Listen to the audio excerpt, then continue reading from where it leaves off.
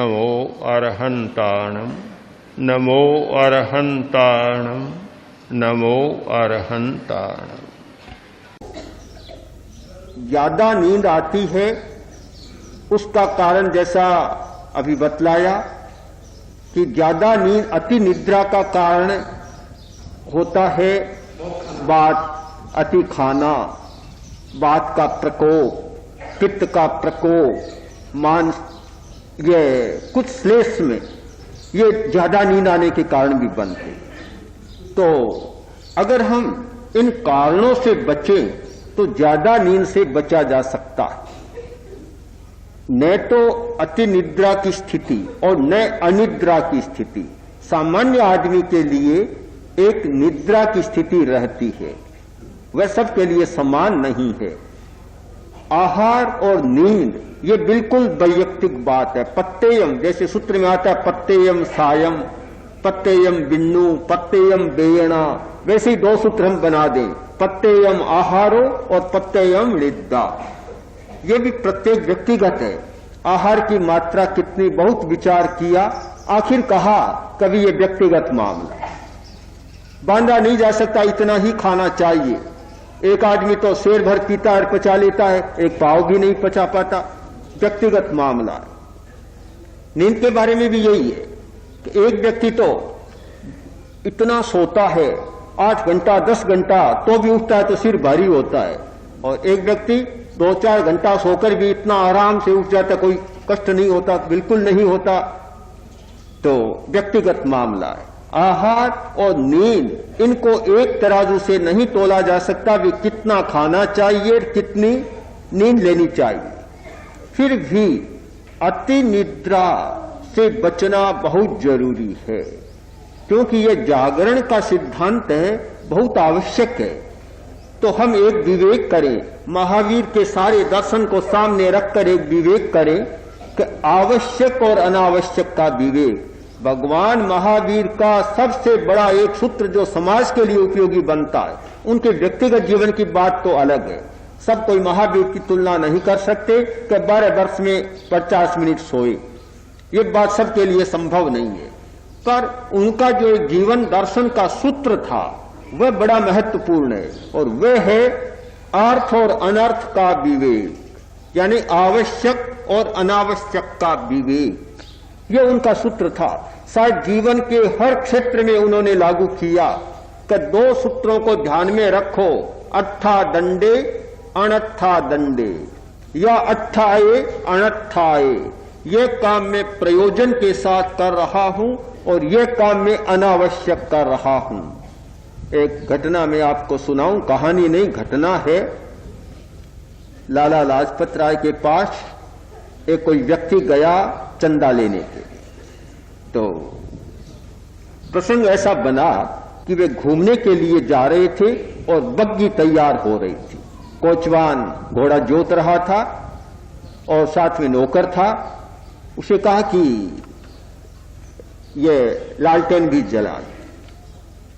माचिस की लाया पेटी, एक तिल्ली जलाई, काम नहीं हुआ, दूसरी तीसरी। अब वह व्यक्ति तो आया बैठा है सामने, और लाला लाजपत राय उबल पड़े उस पर। इतना डांटा उस नौकर को जो आया था चंदा मांगने के लिए, हिम्मत नहीं हुई मांगने, कुछ बोला ही नहीं। तो जब लाला लाजपत राय बग्गी पर चढ़े, उस आगंतुक से कहा कि आप भी आइए, बैठ जाइए। साथ में बिठा लिया। कही आप कैसे आए? कि नहीं ऐसे ही आ गया। कि नहीं आप बात कहिए ना। अब उसकी हिम्मत नहीं हो रही है। सोचा इतना कंजूस आदमी के 2-3 तिल्लियां फालतू गई, बेचारे नौकर पर इतनी डांट पड़ी, ये व्यक्ति मुझे क्या देगा? कुछ नहीं कहा। आखिर लाला बोले कि आप आए तो बताइए कारण क्या है। काफी मिन्नतें करने के बाद बोला कि सही बात बताऊं कि हाँ, तो मैं आया तो था आपके पास चंदा मांगने के लिए, पर अब इच्छा नहीं है। तो क्यों नहीं, आप कहिए क्या बात है, आप बताइए क्या जरूरत है आपकी। सारी बात बताई उसने। तो तत्काल 10,000 रुपये लिख लो। अब उस जमाने में 10,000 तो बहुत बड़ी राशि थी। वृद्ध रह गया, बोला लाला साहब एक बात पूछना चाहता हूं। तो मैं तो आज अचक रह गया कि भला आप 2-3 तीलियों के लिए तो बेचारे नौकर को इतना डांट दिया और एकदम 10,000 रुपये निकाल कर दे दिए, ये क्या? लाला लाजपत राय बोले तुम जानते नहीं हो, फिजूल खर्ची 1 पैसा भी मुझे बर्दाश्त नहीं होती। मैं अनावश्यक 1 पैसे के खर्च को भी सहन नहीं कर सकता। जहां आवश्यकता है वहां 10,000 नहीं लाख रुपया भी लग जाए तो मुझे कोई चिंता की बात।